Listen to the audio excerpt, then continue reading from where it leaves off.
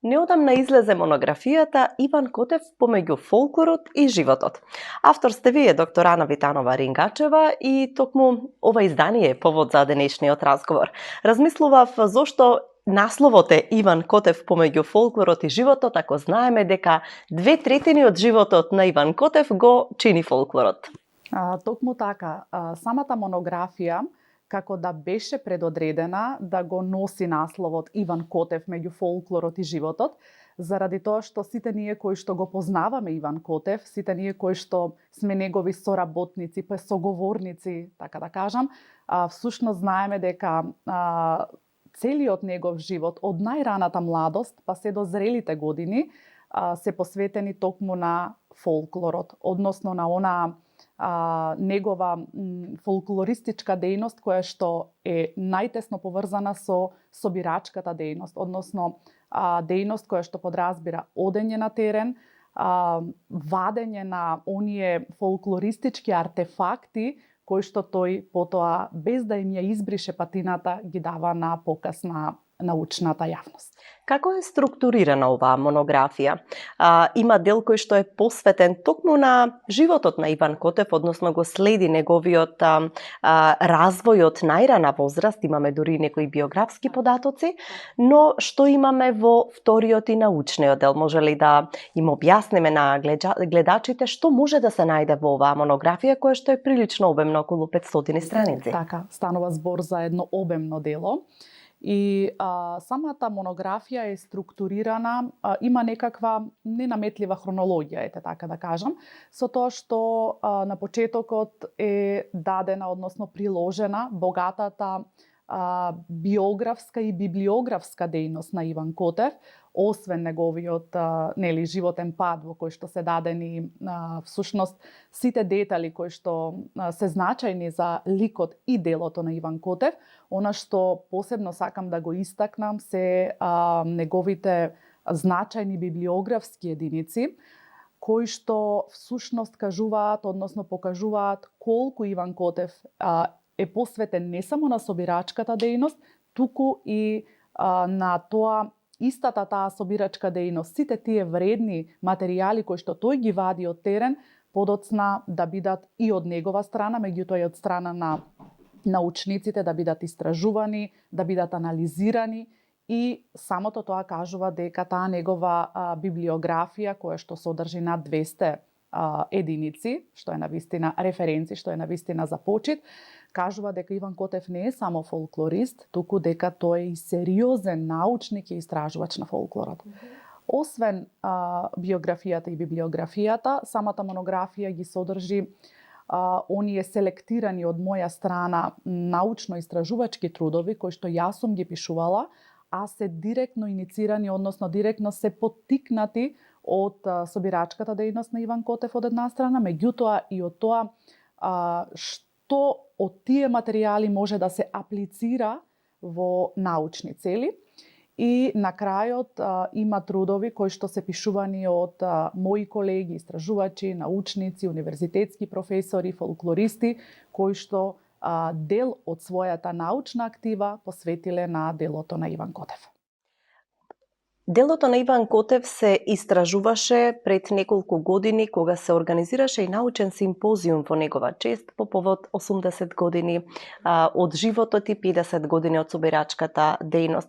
Колку е важно да се прават такви научни собири за да се проучува масовно она што го има Иван Котев собрано, а знаеме дека голем дел од тие материјали всушност до неодамна не им беа достапни на истражувачите затоа што не беа објавени.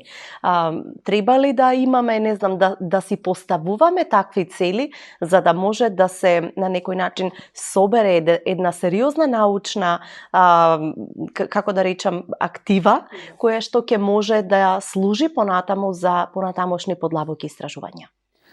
Токму така, всушност вашето прашање и суштината зошто се организираше тој научен симпозиум посветен на 80 години живот и 50 години собирачка дејност на Иван Котев, а воедно тука беше и оној значаен јубилеј 70 години од постоењето на Институтот за фолклор Марко Цепенков.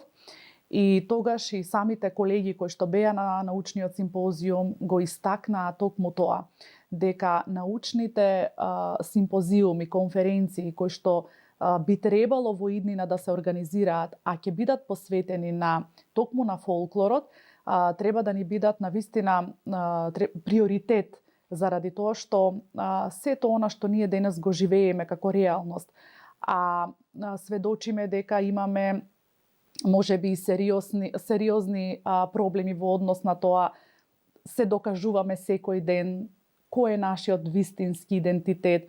Упорно имаме отворени спорови, нели, заради најразлични оспорувања кои што, нели, во суштина можат, мислам, свесни сме дека се и неосновани, и кога бараме аргументи токму за докажување на нашиот македонски идентитет, кога бараме аргументи за тоа дека македонскиот јазик не е јазик кој што, нели, со самата кодификација всушност во 1944 година, дека тогаш се формирал, туку има една навистина сериозна длабока историја која што треба да ја бараме во народниот јазик, нели, во народната книжевност и така натаму, имајќи ги во предвид сите тие денешни случувања како наша реалност, всушност се навраќаме на суштинското прашање дека доколку направиме сериозни длабоки во вертикала истражувања на македонскиот фолклор, кој што во суштина представува дел од целото, нели, на светскиот фолклор и на светската цивилизација, тогаш многу неодговорени прашања или многу дилеми кои што ние лично како научници, но и обични луѓе си ги поставуваме,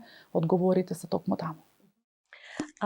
Честопат Иван Котев ке рече дека голема благодарност носи за вас како истражувач кој што посветил многу години во анализа, во научни ископувања од неговото собрано дело. Меѓутоа, ако ја добро разгледаме оваа монографија, ќе сватиме дека голем дел од текстовите, научни трудови всушност се ваши. Па колку е ова двонасочна улица, колку тоа што сте го истражувале, Иван Котев, го изгради и вашиот професионален, научнички профил? Токму така, кога пред повеќе од една деценија започнав онака наивно, можеби, да се занимавам со научна работа, всушност не ни бев свесна дека можеби толку длабоко ќе навлезам во суштината на македонскиот фолклор. Меѓутоа, тоа мое лично профилирање е, можам да кажам, најдиректно мотивирано токму од самиот Иван Котев, заради тоа што во тие наши првични средби, затоа кажувам пред повеќе од 10 години, наблюдувајќи ја неговата навистина толку многу посветена, толку голема посветеност на собирачката дејност, не е само да се собере материјалот од терен, не е само да се отиде на терен, тоа да се сними, да се запише, истиот тој материјал потоа треба да се дешифрира, да се пренесе во компјутер, па потоа да се најдат соодветни средства и сето тоа да се објави. Гледајќи, наблюдувајќи го тој еден негов живот, некако скриен од очите на јавноста, всушност сватив дека Иван има многу да ни даде на сите нас, но за да се случи тоа некако како да имаше потреба од канал, да се канализира таа негова дејност за да дојде до очите на јавноста, иако локално, нели, ние Иван си го знаеме и повеќе од тоа што јас лично го познавам него, сите ние како мала локална заедница. И кога пред таа една деценија се пројави кај мене интерес за фолклорот, првиот кој што ми ги даде првите материјали, оној сиров, необработен теренски материјал, за јас да можам да почнам да размислувам за фолклорот, беше токму Иван. И како што кажавте вие, тоа е таа двонасочна улица, нели? Ние постојано разговараме за значењето на фолклорот, разменуваме размисли еден со друг, па дури кога веќе толку многу сме сензибилизирани, и јас, па и вие, кога среќаваме некоја интересна фолклористичка единица на терен, без разлика дали е легенда, предание, кажување, дали се кратките фолклорни жанрови, веднаш имаме потреба тоа да го запишеме некаде, за да не исчезне во заборавот, а на тоа не научи токму Иван. И никако не смееме да заборавиме дека тоа ни е аманет. од него. Иван е навистина охрабрен последнава деценија и половина и ги објавува своите собрани фолклорни единици. Меѓутоа, спомнавте и самите дека Иван не е само собирач, тој е голем познавач, толкувач и истражувач. Па дали е можеби време да се објават во една книга неговите научни трудови, нешто што досега не е направено? Секако дека е време, заради тоа што Иван се уште неуморно работи, оди на сите оние научни симпозиуми, конференции во кои што се третира фолклорот и не само што сака да биде дел од таквите случувања, туку и кога е дел од нив, тој има секогаш што да каже и секогаш ги воодушевува присутните и е еден од најпрекрасните примери за човек не само современ собирач, туку и современ толкувач на фолклорот. И затоа сметам дека, да одговорам на вашето прашање, секако дека е време сето она што Иван го напишал како научен труд, стручен труд, а произлегува од неговата собирачка дејност, време е да се објави во една книга која што ќе биде навистина сериозна референца за сите млади истражувачи кои што во иднина би се занимавале со проучување на македонскиот фолклор. Дали фолклорот имате чувство дека се употребува како поим за се и сешто? Од фолклорот како уметност, преку фолклорот како поим за животот во минатото, да речеме, до фолклорот како сериозна научна дисциплина? Па секако да, заради тоа што и во превод фолклорот е токму тоа, народен живот. Сега, како минува времето, како секое време да си има свој фолклор. Имам такво чувство. Меѓутоа, фолклорот јас апсолутно го разбирам како напластување, како знаете како се создаваат почвите во ако нели тоа се размислува од оној стручен аспект на науката која што се занимава со почвите, таму ќе прочитате дека нели секое време создало посебен тенок, многу мал слој врз почвата, следното време ќе донесе нов слој и така натаму.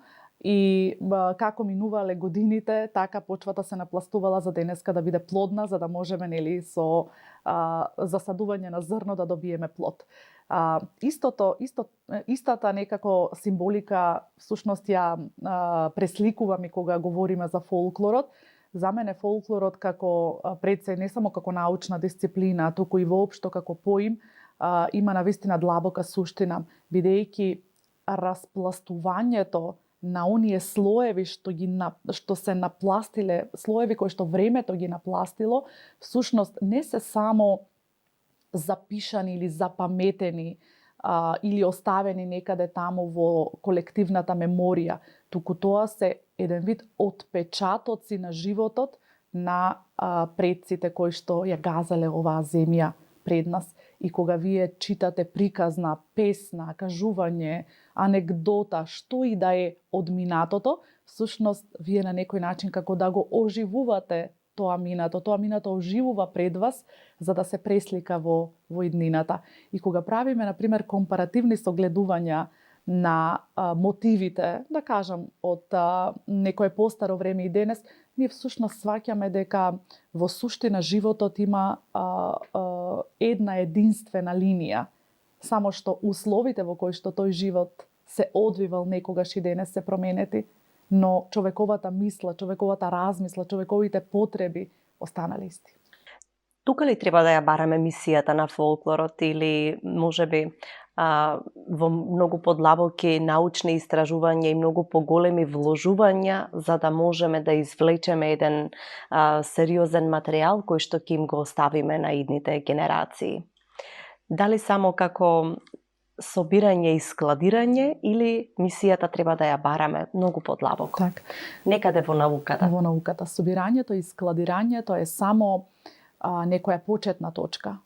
Оти, ако само се собере материјалот и се складира таму некаде без да биде употребен, тогаш што со тоа? Нели, која е неговата вредност и кој е неговото значење? Јас понекогаш, нели, кога размислам за фолклорот и за онаа негова палимпсесна структура, апсолутно, всушност гледам дека се околу нас е фолклор. Еве, например, едно најобично верување во, не знам, во моќта на водите, во моќта на одредени свети места за кои што луѓето веруваат дека имаат голема моќ. Верување во, еве сега едно посвежо истражување во силата, например, на еден наш познат локалитет во Свети Николско Говедар камен. Размислував за тоа како приказната за моќта на каменот, кој што во суштина нема никаква во себе животворна енергија, едноставно каменот е она неподвижно нешто кое што стои тука некаде околу нас и само го гледаме. Луѓето создале со помош на својата, така да кажам, психолошка моќ за да им дадат форма на нештата. Токму во тој камен ја нашле надежта за нов живот. И, например, еден Милчо Манчевски направи преубава промоција можеби на нашата земја токму преку верувањето во силата на Говедар камен, токму во филмот Врба. И тоа баш пред некој ден го размислував пишувајќи еден труд, и одговорот на прашањето е дека колку повеќе го актуализираме фолклорот, без разлика дали тоа би било филм, музика, театар, книжевност, наука, толку повеќе му даваме живот. Колку повеќе тоа што тој фолклор ќе стои таму некаде архивиран во библиотеките или на оние порано ленти или кои што се чуваат во институтот, а на кои што можете да ги слушнете гласовите на оние кои што веќе не се меѓу нас, толку повеќе ќе го умртвиме. Затоа сметам дека одговорот на прашањето би бил дека суштината на фолклорот е во неговото обзнанување токму преку работата на уметниците, работата на научниците, работата на книжевниците. Ќе се навратам на монографијата, токму издавањето на оваа значајна книга беше повод делегацијата на Европската Унија во земјава да ве номинира и да ве избере како жена на годината од југоисточниот регион. Прво би ве прашала што ви значи едно вакво признание, едно вакво издвојување на вашата работа? А од друга страна, дали сметате дека конечно науката го добива тоа посебно место кое што треба да го има, односно дека работата на жените научнички се забележува и вреднува? Така. Колку ми значи? Можеби ми значи во оној сегмент дека е препознаена работата на некој кој што со многу љубов всушност влегол во науката и во истражувачката дејност. И сите ние што работиме наука знаеме дека треба многу време и многу посветеност за пишување на научни трудови, за истражување, за одење по конференции, таму каде што се вкрстуваат размислувањата на научниците, таму каде што се учи, таму каде што можете да видите каде сте во однос на тоа колку сте вложиле или не сте вложиле во вашата работа.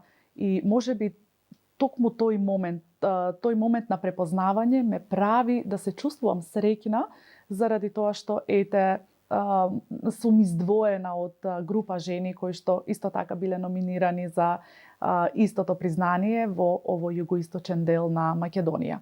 Меѓутоа, она што ќе ми биде навистина, ќе ми остане како вредност токму од оваа номинација ќе биде токму тоа што вие го спомнавте, дека токму преку ова издвојување некако гласот на жената која што храбро влегла во научните води станува чуен.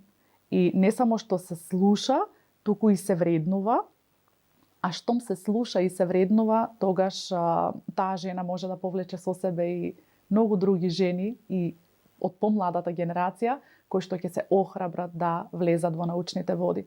А влегувањето во научните води секогаш е предизвик, заради тоа што тие води знаат да бидат понекогаш длабоки, не толку чисти, матни, но сепак испливувањето на површина и вдишувањето на воздухот ве враќа во живот. Овој разговор би го заокружила повторно со излегувањето во живот на оваа монографија. Како реагираше Иван Котев најпрво кога дозна дека се подготвува ова значајно дело, а од друга страна кога го фати во раце. Верувам дека за човек кој што ќе го види својот живот такав коричен, меѓутоа нели не негово издание, не она што тој го собрал, туку што другите го кажале за него, има посебна емоција, носи посебна тежина. И јас и вие знаеме дека Иван Котев е неверојатно емотивен човек. Значи, секогаш на нештата им пристапува со чиста емоција, од една страна, а од друга страна тој е многу скромен. И се сеќавам дека кога минатата година конкуриравме во Министерството за култура за да добиеме поддршка за оваа книга, тој уште тогаш знам, се сеќавам на неговото кажување дека и да не добиеме поддршка, доволно ми е што знам, нели, дека целото мое дело, мојот живот и мојата работа, некој помислил да ги стави меѓу две корици. И тоа беше првичниот разговор со него. Кога веќе нештата почнаа да се придвижуваат во позитивна насока, кога се доби поддршката, кога размислувавме кои текстови да ги ставиме, се разбира во консултација со него, што да оди, што да не оди и така натаму, тој веќе живееше со помислата дека ќе дојде денот кога ќе ја фати книгата во раце. И кога ја добив книгата со овие толку убави темно-црвени корици и со оној убав елемент кој што на самата корица кој што асоцира токму на фолклорот, не можам да ви доловам како изгледаше насмевката која што тој, онаа топла, блажена насмевка која што Иван ја има. И неговиот коментар беше дека токму ова представува највредниот и најголемиот споменик за неговиот живот и за неговото дело. Посакувам оваа книга да стигне до рацете на многу научници, многу истражувачи, не само во Македонија, туку и пошироко во регионот и во Европа, и да се надеваме дека за Иван ќе се слушне уште подалеку, токму благодарение на овие трудови кои што се конечно издадени и конечно ќе може понатаму да служат како референци во идни истражувања. Ви благодарам од срце и јас искрено се надевам и најголемата гордост во моментот ми е кога знам дека каде и да одам, оваа книга ќе ја носам со себе и ќе биде најголемиот подарок за моите колеги кои што знаат кој е Иван, а оние кои што не знаат допрва да видат и да прочитаат.